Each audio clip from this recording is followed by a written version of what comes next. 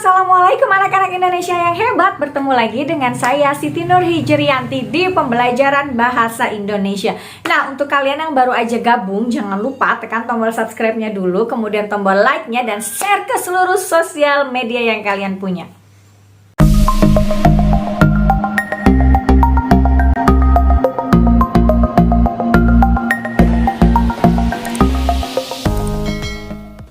Video pembelajaran kali ini saya akan menjelaskan tentang struktur dan kaidah kebahasaan dari teks drama. Sebelumnya kalian harus menonton video saya yang satu ini dulu ya. Di situ kalian bisa paham pengertian dan ciri utama dari drama. Jadi sebelum ke struktur dan kaidah kebahasaan, kalian harus memahami dulu apa itu drama, ciri-ciri drama, contoh drama dan sebagainya. Oke, langsung aja kita ke tujuan pembelajaran di video kali ini. Tujuan pembelajarannya adalah setelah kalian menonton video ini dari awal sampai akhir, kalian sebagai siswa diharapkan mampu menelaah karakteristik dari struktur dan kaidah kebahasaan teks drama yang berbentuk naskah atau pentas. Nah, itu dia tujuan pembelajaran kita. Sekarang kita langsung aja ke struktur teks drama. Struktur teks drama itu dibagi menjadi 3. Ada prolog, kemudian ada dialog, dan ada epilog. Kita ke prolog terlebih dahulu. Sebelumnya, untuk kalian yang sering membaca buku novel pasti tahu apa itu prolog. Prolog itu pembukaan atau cerita pendahuluan. Biasanya kalau dalam drama, prolog ini diucapkan atau diutarakan oleh dalang atau narator. Jadi ada yang membacakannya, bukan tokohnya ya.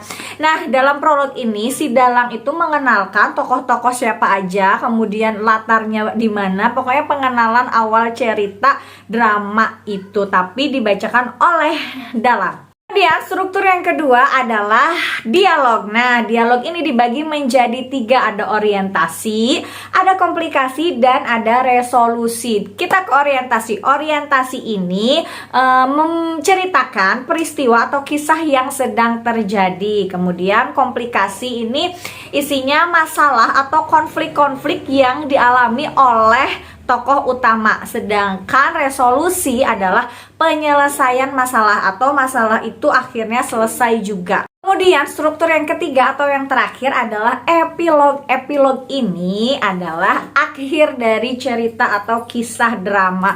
Nah, epilog juga biasanya dibacakan atau diutarakan oleh dalang atau narator. Jadi isinya intisari dari drama tersebut atau amanat atau pesan yang disampaikan. Nah, itu dia struktur dari teks drama. Sekarang langsung aja kita ke kaidah kebahasaan dari teks drama tersebut.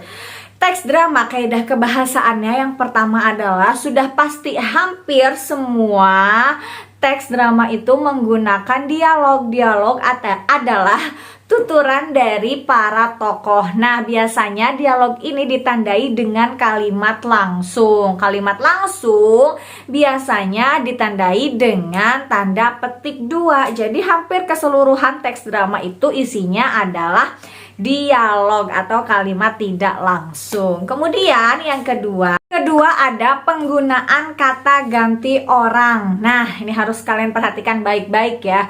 Untuk epilog dan prolog, atau kebalik ya, prolog dan epilog yang pertama dan yang terakhir yang dibacakan oleh narator itu menggunakan kata ganti orang ketiga. Nah, biasanya ya kata gantinya adalah mereka, karena menceritakan tentang banyaknya para tokoh dalam teks drama tersebut.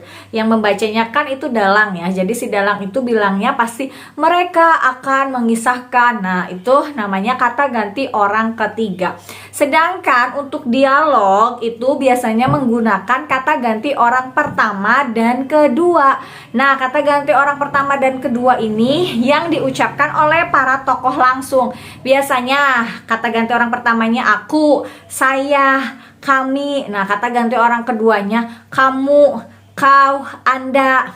Itu penggunaan kata ganti orang. Nah, yang kata kaidah kebahasaan yang selanjutnya atau yang ketiga Kaidah kebahasaan yang ketiga adalah penggunaan bahasa percakapan sehari-hari. Jadi dalam drama ketika pentas itu biasanya para tokoh menggunakan dialog atau bahasa seperti kehidupan nyata, kehidupan sehari-hari kita. Jadi di dalamnya tidak menggunakan bahasa baku, bahasa formal itu tidak digunakan, biasanya menggunakan kalimat seru, kalimat suruhan, atau kalimat pertanyaan. Itu yang biasa digunakan dalam percakapan sehari-hari. Nah, selanjutnya adalah penggunaan konjungsi temporal. Konjungsi temporal ini adalah konjungsi urutan waktu. Contohnya setelah itu, sebelumnya, lama-lama, sekarang. Nah, itu. Selanjutnya, lagi.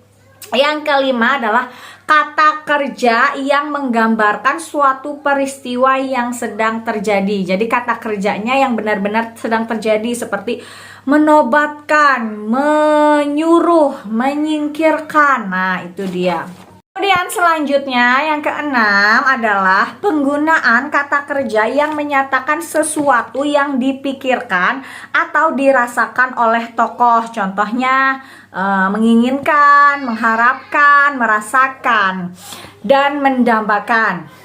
Yang terakhir, penggunaan kata sifat untuk menggambarkan tokoh atau tempat atau latar. Contoh kata sifatnya bisa ramai, bersih, baik, gagah, tampan, cerdas. Nah, banyak sekali ya.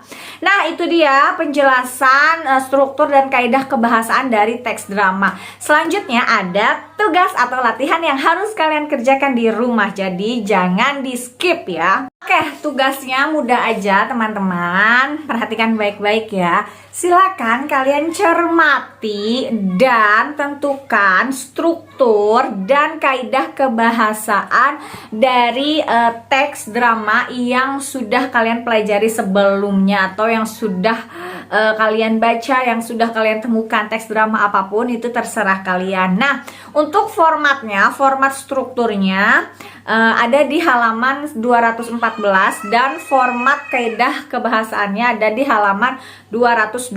Nah, ini nanti saya berikan gambarnya di sini ya, gambar format struktur. Jadi, nah struktur ini kalian isi sesuai dengan teks drama yang kalian tentukan gitu. Prolognya gimana, epilognya gimana, dialognya gimana. Kemudian ini kaidah kebahasaannya juga isi sesuai teks drama yang kalian tentukan. Ini formatnya gitu. Paham ya? Oke, sekian dulu aja video pembelajaran kita tentang struktur dan kaidah kebahasaan dari teks drama. Untuk kalian yang masih belum paham tentang materi ini, silakan tinggalkan pertanyaan di kolom komentar ya. Nah, untuk kalian yang baru aja gabung, jangan lupa tekan tombol subscribe-nya dulu, kemudian tombol like-nya, tanda loncengnya diklik juga, dan share ke seluruh sosial media yang kalian punya. Terima kasih atas